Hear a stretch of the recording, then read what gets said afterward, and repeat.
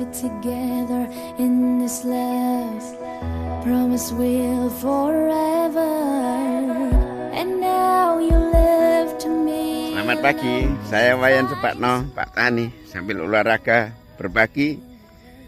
Kali ini saya sengaja menyampaikan aspirasi kepada yang terhormat, para calon presiden dan calon wakil presiden. Mohon dengan hormat untuk diketahui bahwa portofolio risiko di Indonesia cukup tinggi, khususnya dari stunting dan swasembada sapi. Bahwa tahun 1984 Indonesia sebagai eksportir sapi besar-besaran. Makin sedikit ekspornya, lama-kelamaan impor. Lalu impornya makin meroket, dan saat ini impor daging sapi, impor daging kerbau, dan impor sapi hidup setara dengan 2,1 juta ekor sapi hidup bobot 350 kg. Ini hitungan saya. Artinya Indonesia makin tergantung terhadap sapi impor. Kalau dikalikan 18 juta per ekor setara dengan 63 triliun tiap tahun kita buang uang untuk beli sapi di Australia, di India, daging kerbau. 63 triliun itu ekuivalen bisa untuk menghidupi 1 juta kepala keluarga peternak jika peternak diberdayakan. Ini semua terjadi dampak dari kita tidak menyikapi dengan cara bijak logis breeding sapi, pembibitan sapi, sehingga pertumbuhan permintaan sapi di Indonesia tumbuh 6,8% per tahun, tetapi pertumbuhan produksi sapi kita hanya 1,3% per tahun.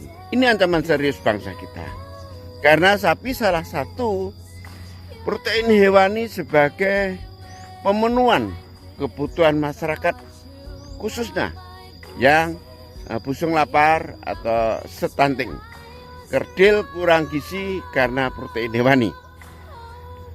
Indonesia saat ini stuntingnya prevalensinya 21,4%. Masih juara 2 terbanyak di ASEAN setelah Timor Leste. Juara 5 sedunia terbanyak. Ini sungguh tanggung jawab kita sebagai orang tua. Artinya apa? Bahwa 20 tahun lagi dari 100 penduduk Indonesia ada 21 yang kerdil, tidak kompetitif dan tidak mandiri pada 20 tahun lagi. Jadi beban masyarakat lainnya dan jadi beban negara. Ini harus segera diberi solusi. Solusinya impor 2,1 juta ekor sapi setara dengan anaknya dari indukan sapi 5 juta ekor. Karena 5 juta ekor akan beranak 4 juta ekor per tahun, dan 50%-nya 2,1 juta ekor adalah jantan yang kita impor. Begitu juga Indonesia sesungguhnya, karena kekurangan jumlah indukan 5 juta ekor lagi. Untuk itu hal yang mutlak harus impor sapi betina calon indukan minimum 5 juta ekor lagi, agar 3 tahun lagi tidak impor sapi dan menjadi lapangan pekerjaan masyarakat pedesaan.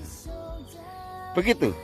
Pengalaman saya mudah dinolkan dengan cara diternakan di sawitan, terus budidaya gama umami hasil riset dari UGM, ya, dan kotoran sapi feses urinnya dijual untuk menggantikan NPK, sehingga harga pokok produksi sapi bisa nol. Semoga bermanfaat. Salam sehat dari saya, Wayan Supatno di Cibubur. Terima kasih.